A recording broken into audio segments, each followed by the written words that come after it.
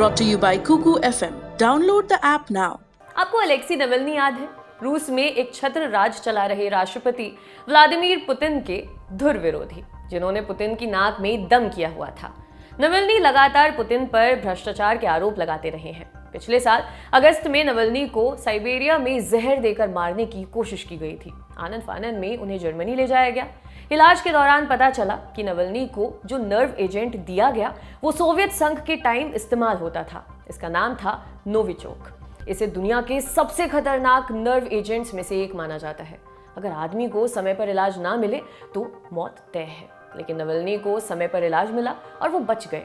ठीक होने के बाद नवल्नी ने आरोप लगाया कि उन्हें पुतिन के इशारे पर मारने की कोशिश की गई थी। बाद में कुछ मीडिया संस्थानों ने सभी दावों की पड़ताल की। इसमें मालूम चला कि नवल्नी का 3 साल से पीछा किया जा रहा था। जो सरकारी एजेंट उनके पीछे लगे थे वे जहर देकर मारने के लिए कुख्यात थे।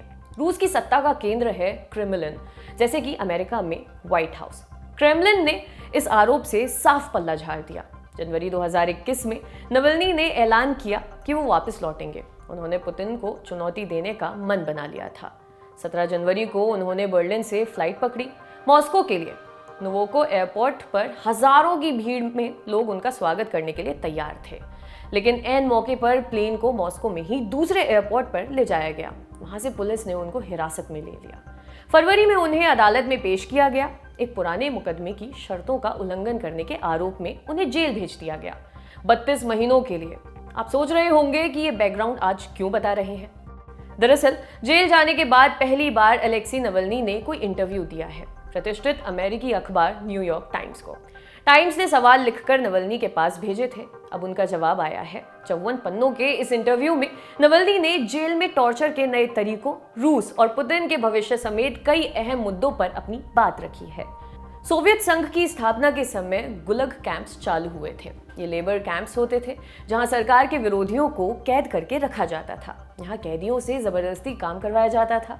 जो बीमार पड़ जाते थे या ठीक से काम नहीं कर पाते थे उन्हें मार कर वहीं दफन कर दिया जाता था। कहते हैं कि गुलग कैंप्स में लाखों लोगों की हत्या हुई।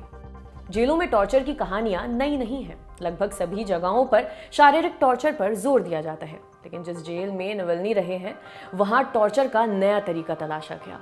इस टॉर्चर से शरीर पर चोट के निशान नहीं बनते, लेकिन असर उससे कहीं ज्यादा होता है। दिन शुरू होते ही कैदी को एक कुर्सी पर बैठा दिया जाता है। उसे उसी पोजीशन में 8 घंटे तक सरकारी चैनल देखने के लिए मजबूर किया जाता है। ब्रेकफास्ट, लंच और डिनर के बाद टीवी देखना अनिवार्य है। वहाँ कैदियों की पसंद नहीं पूछी जाती है। उन्हें वही फिल्में दिखाई जाती हैं जिनका आदेश मॉस्को से आता है। सरकारी एजेंडे को पुष्ट करने वाले चैनल और वैसी ही फिल्में। आप टीवी देखने के दौरान झपकी तक नहीं ले सकते।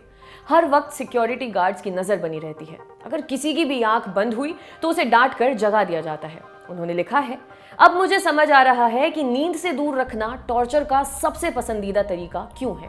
शरीर पर कोई निशान नहीं बनता, लेकिन इसे सह पाना असंभव है। नवल्नी ने लिखा है कि यह सबसे घटिया चीज है। जेल में जबरदस्ती मजदूरी नहीं कराई जाती, पीटा नहीं जाता, बिजली के झटके नहीं दिए जाते। क्या किया जाता है?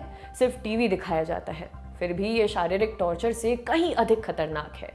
रूस कहता है कि ये लोगों को जागरूक बनाने के लिए है। ये आप तय करिए कि इसे टॉर्चर कहा जाए या जागरूकता अभियान। नवल्नी ने पुतिन के बारे में कहा है कि उनका शासन रूस के लिए ऐतिहासिक दुर्घटना से कम नहीं है। पुतिन को रूस के पहले राष्ट्रपति बोरिस येल्त्सिन ने चुना था अपने उत्तराधिकारी के तौर पर। येल्त्सिन पर भी भ्रष्टाचार के कई संगीन आरोप थे। नवल्नी ने उम्मीद जताई कि रूस के लोग पुरानी गलती को ठीक कर लेंगे। उन्होंने कहा कि पुतिन का जाना तय है क्योंकि रूस में उनके विरोधियों की संख्या बढ़ती जा रही है। नवल्नी की गिरफ्तारी के बाद कई दिनों तक सरकार के खिलाफ प्रदर्शन हुए थे। एक बड़ी आबादी है जो खुद को हाशिए पर महसूस कर रही है। पड़ोस के देश बेलारूस में अलेक्जेंडर लुकाशेंको 27 सालों से शासन में है। दमन की तमाम कोशिशों के बावजूद लुकाशेंको के खिलाफ प्रोटेस्ट नहीं रुक रहे हैं। पुतिन लुकाशेंको को सपोर्ट करते रहे हैं, इसलिए बेलारूस की आंच क्रेमलिन को भी महसूस होने लगी है। अलेक्सी नवल्नी की सजा 2024 में पूरी होनी है। उसी साल रूस में राष्ट्रपति चुनाव होना है। अगर नवल्नी का कहा सच साबित हुआ तो व्लादिमीर पुतिन के एकाधिकार को बड़ा झटका लगना तय है।